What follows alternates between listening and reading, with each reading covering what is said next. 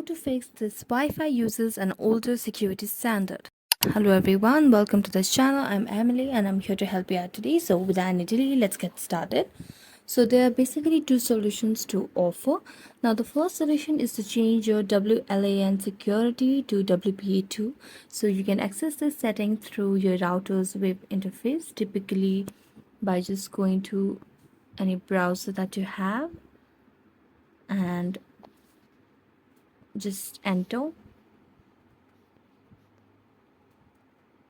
192.168.0.1 in your web browser and change the encryption to WPA2 to improve security. Now, the second solution is to consider getting a new Wi-Fi adapter for your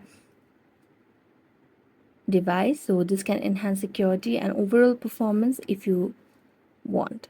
So thank you so much for watching this video. If you enjoyed it, don't forget to like, subscribe and hit the bell notification for more updates. That's it for today. See you next time.